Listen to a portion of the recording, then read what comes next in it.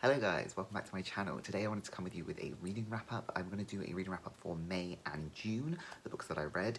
I wanted to include May just because I didn't actually read a ton of books in May because it was like deadline era, but I did make a video kind of talking about the books that I wanted to read, so I thought I would include them in this video. In total, there is 15 books between the 2 months, which is something that I'm really happy with. A nice mix between physical and audiobooks, as well as a couple of manga, which is like the first manga that I've actually read this year. So that's something I want to improve for the second half of the year. So I read 5 books in May. I do own 4 of them physically, but 2 of these ones I did listen to, and then one I also listened to completely on audio. So the one I listened to in complete audio was How to Ride a Dragon's Storm, which is the 7th book in the How to Train Your Dragon series by Cassandra Cow. I don't 100% remember. Yes, I do remember which one happens. I've listened to quite a few of these now, like 7 of them, so a lot of the plot points have kind of blended into ones, but I do remember what happened in this one, and I did really enjoy it. This series obviously follows Hiccup. For people that know the movies, these books are extremely different from the movies. It follows Hiccup and his very small dragon Toothless, and kind of just their adventures. A lot more happens than in the movies, like pirates come into it. Hiccup has an arch nemesis who ends up kidnapping, and kidnapping him in this book. At one point they're traveling to America in this book, and these audiobooks are also narrated by David Tennant, and they're really good fun. Hiccup also has a friend called, what's his name, Fishlegs, who is just a really fun character and an addition to the group, and yeah, I really enjoy these audiobooks. I do really want to finish them this year, and I really recommend them. They are middle grade. Like I said, the audiobooks that I'm listening to are narrated by David Tennant, so I actually really recommend those versions. They're done by Belinda Audio, who I've listened to now quite a few of Belinda Audio's audiobooks, and I really recommend them. They are quite, I think, quite professional and well done and really enjoyable. So yeah, that's the first book that I read for the month, and it was really nice and easy. The other 2 audiobooks that I listened to in May were both Jane Austen, and they were Persuasion and Mansfield Park. I listened to the Audible versions of these, which is kind of more of an abridged version. It's a bit cut down, but it has like a complete full cast, added music and background noise and stuff like that, and they're really good. I probably will at some point reread these physically because I know the abridged versions are kind of a cut down version, so it doesn't include all of like the description and stuff, but I really enjoyed both of these books. I think actually Persuasion is now probably one of my favourite Jane Austen books. I really liked this one. This is a second chance romance between our main characters Anne and Frederick, and they were originally engaged when they were younger, but Anne's family disapproved of Frederick, and so that she called it off, and it's like 8 years later they meet again. I feel actually there's a lot of Jane Austen's books kind of follow a pattern, in like there's like a guy, he ends up having kind of some kind of sketchy-ish past, it gets revealed at the end, there's like a twist, there's some kind of scandalous thing that happens, and then like I do feel like a lot of the getting together of main characters in Jane Austen's books tends to happen quite at the end, so it's quite slow burny. I wish you had more of scenes of like a payoff at the end. That's kind of my only criticism with the Jane Austen books that I have listened to, is that I feel like I would love to have seen more of the main characters as a couple after they get together, but I don't think you do. Which I guess in a way is fine, because it is more about, I guess, the main character's stories of getting to the relationship and not as much about the ending of the like how the relationship ends up.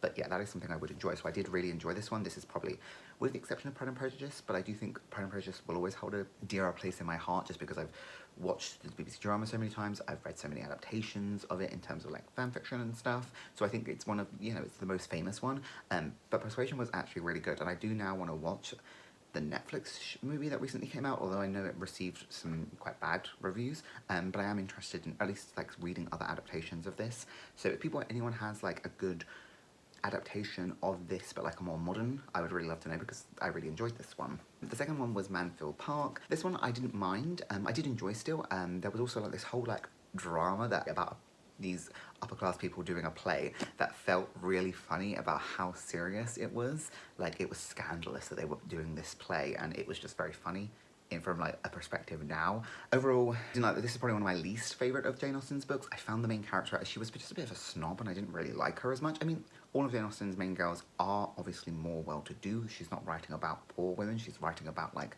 upper class, well-off women. But in particular, she just kind of came off a bit snobby. But yeah, I did also really enjoy, there was a big cast of characters for this book, with like, Fanny lives with like her 4 cousins, and then there are these other 2 cousins, or 2 brother and sister that kind of end up coming and getting big involved with them.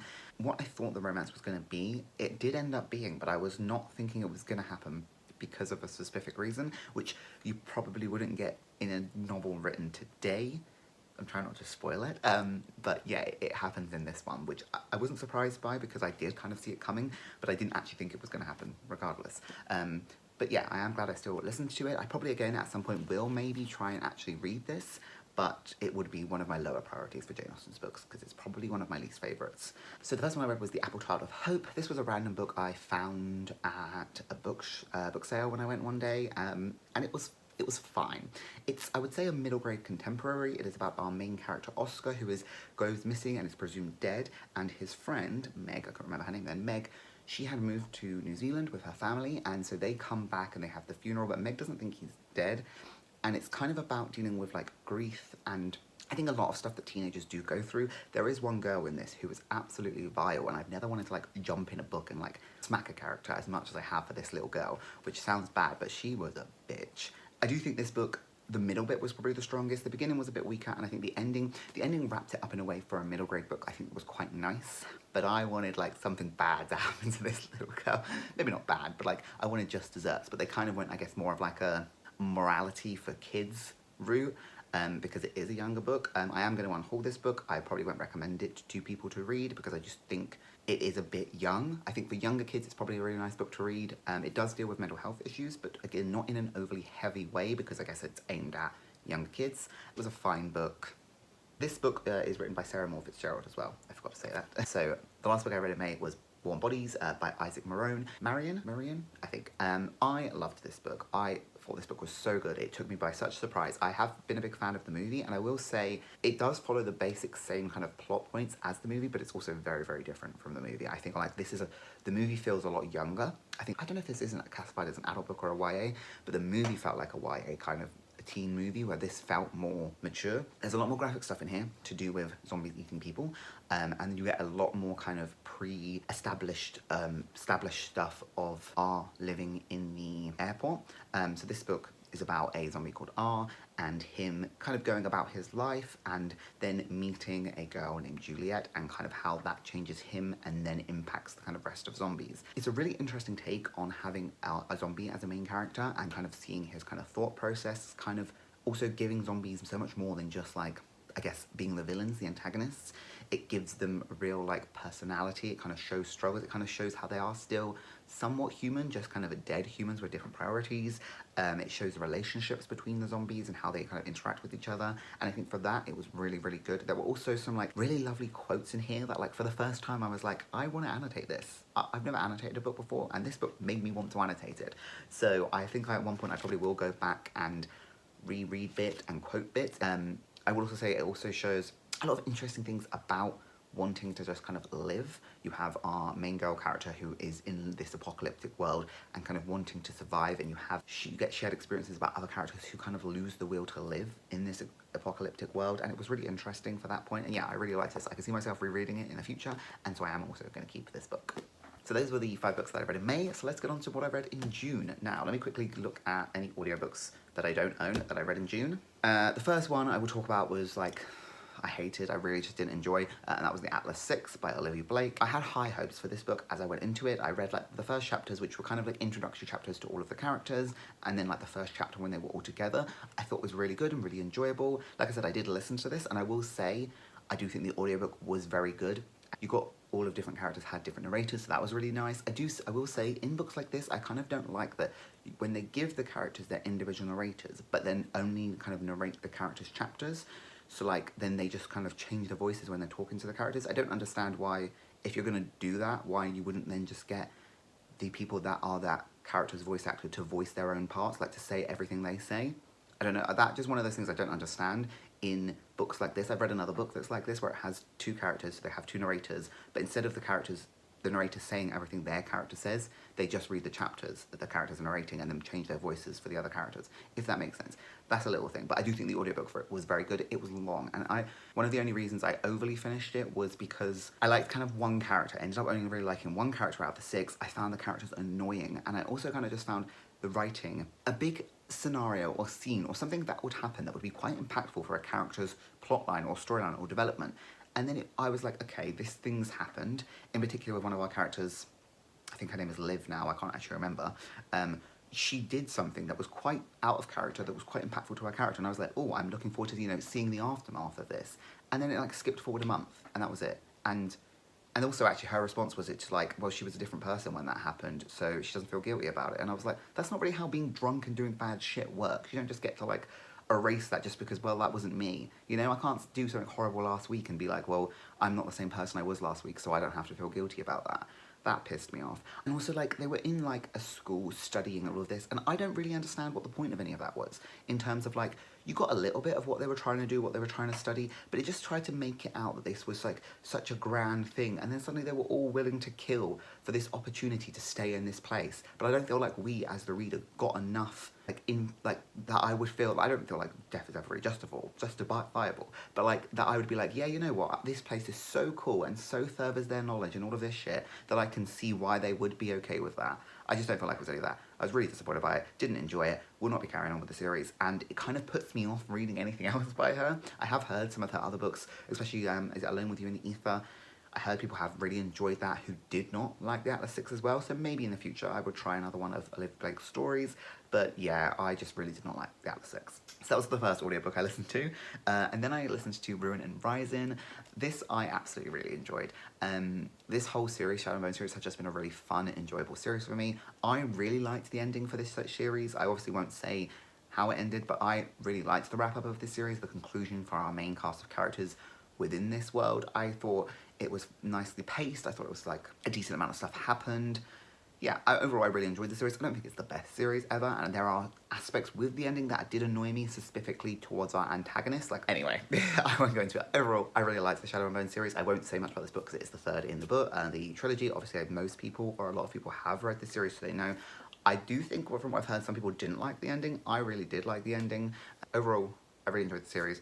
I'm really happy to have wrap the series up, and I am definitely going to carry on with the world. I really enjoyed Lee Bardugo's writing. Now, I did listen to these, but I could see myself wanting to actually read them in the future, so I potentially will buy them in the future, so I can actually like physically read them, because I did just enjoy them that much. Then the only other thing that I don't own is I read the Lost Sisters novella, which is like the Folk of the Air book 1.5. It was like not very long at all, and I didn't like it. I really don't like Taryn. Like, I actually hate Taryn in the book, so I didn't know this was going to be from her perspective. I probably wouldn't have bothered even like getting out on a loan if I knew it was from her perspective. It's from her perspective covering the main, like the first book, and I just think she's a dick. I think she's a dick. I don't think it did. I think it was trying, I guess, to humanize her, or to like maybe justify, or just I guess to show her thoughts behind her actions in book one, and it didn't make me like her anymore, and it didn't make me feel like she was justified anymore. I think her treatment of what she did to Jude was horrible, and I potentially am slightly biased because I'm a twin, so having like a twin relationship and then seeing other people's twin relationships,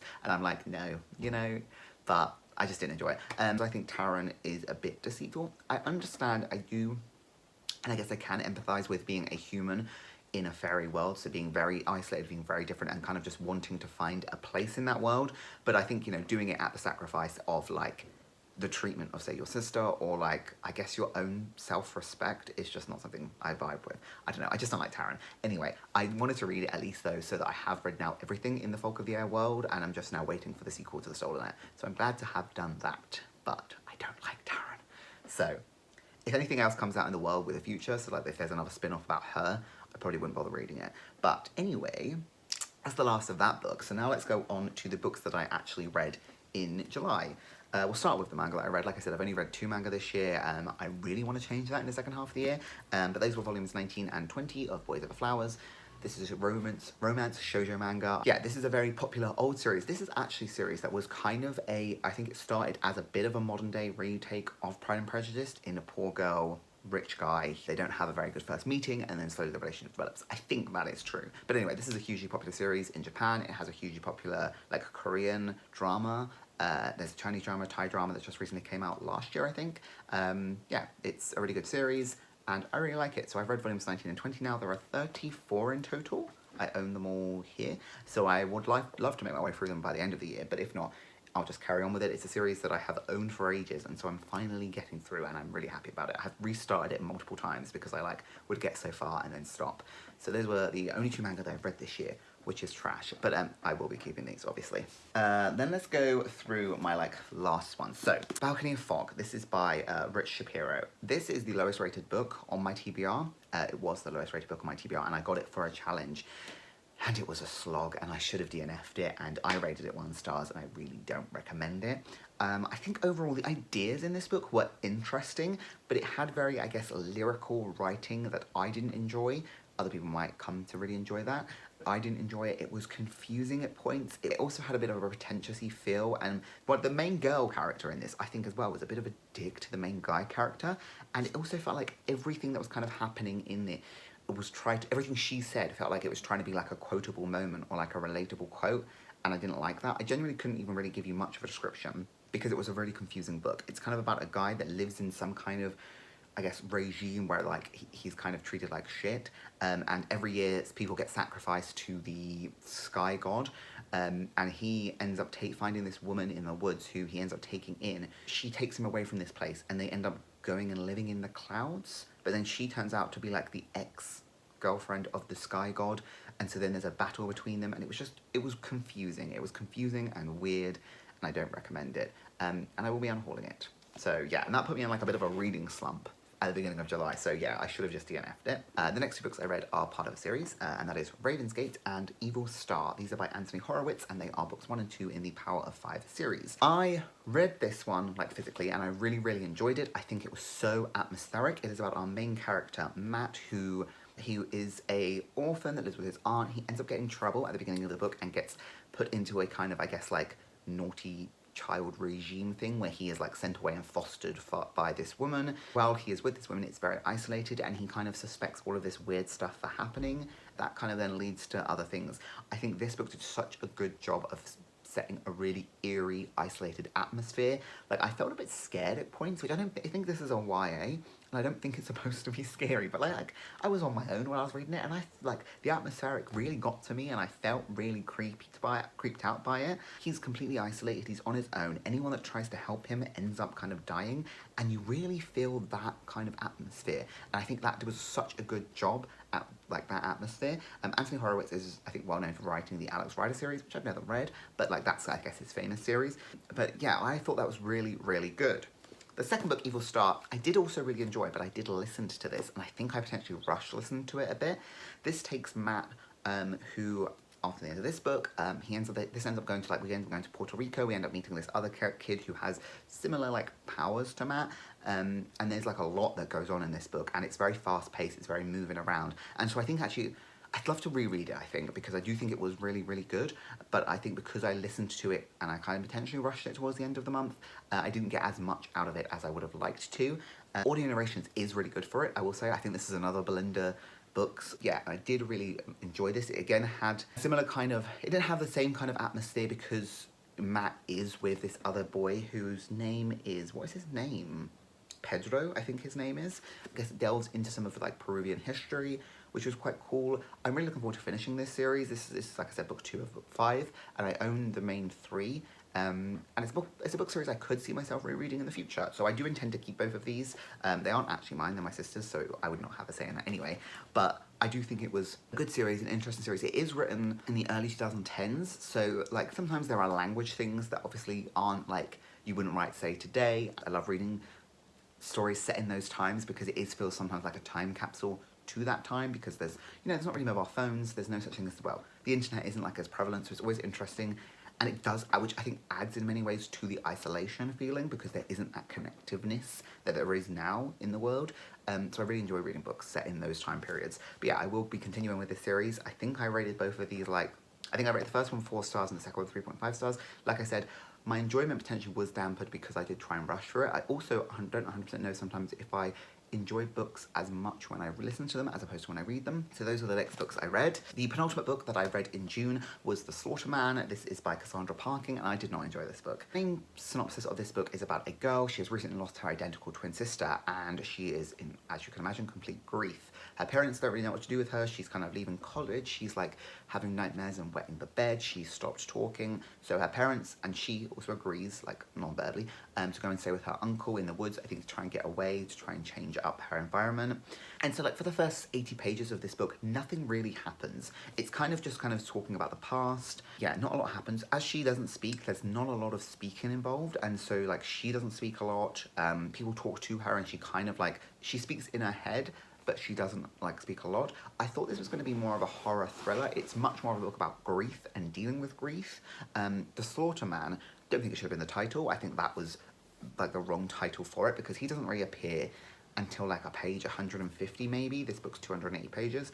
And like, he's not really a prevalent enough of a character for it to be worth the title or really that far on the synopsis. I don't know, I feel like it was a bit, it's marketed what I got on the back and like, you know, the title and the eerie look, that it is this kind of horror, but I think it's more her dealing with the grief of losing her sister, wrestling with, I guess, wanting to take her own life, and then also wanting to survive, to live on in a world without her sister. Like I said, I am a twin, so I always find books about twins really interesting, especially this idea of kind of living on in a world without your twin, without her experiencing the stuff that you now are, especially as these are identical twins. She wrestles a lot with seeing herself because she sees her sister, and now she's experiencing things in a world without her sister. And so I think there is some really interesting ideas in this book, but there's also a lot that goes against it. There was a lot of like animal cruelty, and quite graphic animal cruelty. Not people being cruel to animals, but like animals eating each other and stuff like that.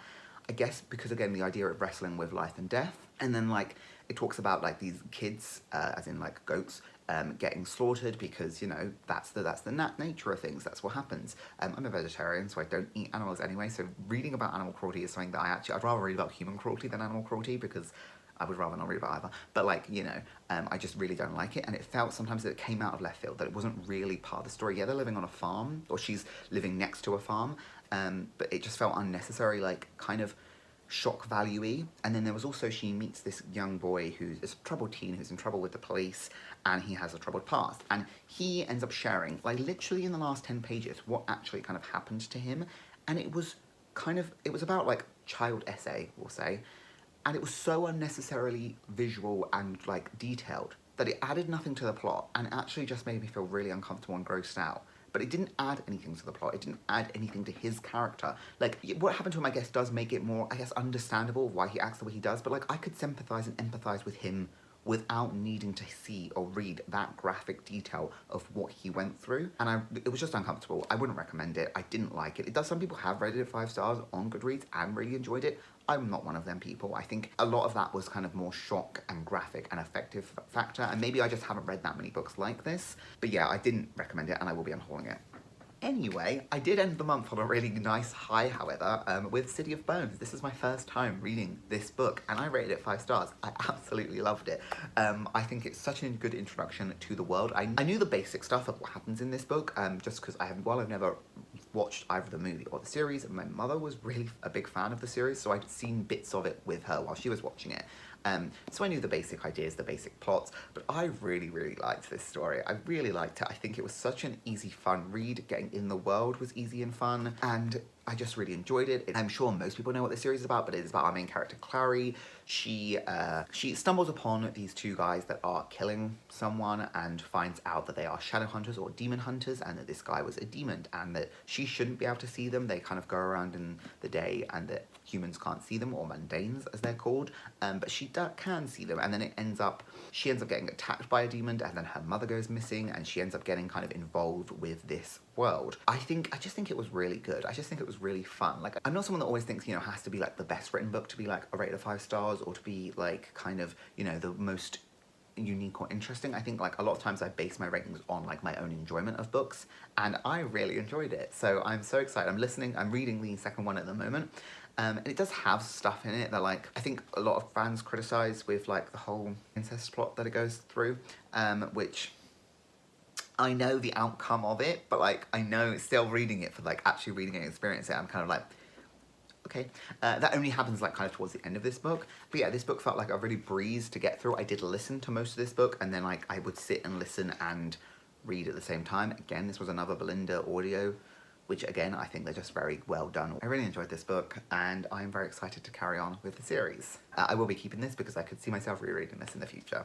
So they were the 15 books that I read and listened to throughout the last 2 months. I think overall I had a very good reading experience. Like, I only really had the 2 books that I really, 3 books if I'm including Atlas 6 that I really, really didn't enjoy. But otherwise, yeah, I think I had a really good reading experience. I haven't DNF'd many books, and I do think I'm trying to get better at it, because sometimes I feel really guilty for DNFing, like I will find love at the end of a book, but some of these books I should have DNF'd, and I'm trying to like train myself into knowing that for the future, because like Balcony of Fog I really didn't enjoy, and it put me in a bit of a reading slump. But then I read Ravensgate, which I got through so much quicker and had such a better time, so like I need to kind of get used to DNFing books. I will say as well, I'm about 136 pages into Red, White and Royal Blue. This is not though on my July TBR, and I didn't realise the movie comes out at like the beginning or the mid of August.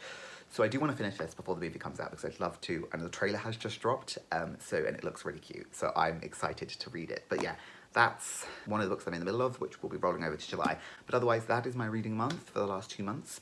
Thank you guys for watching, and I'll see you again hopefully soon. Bye.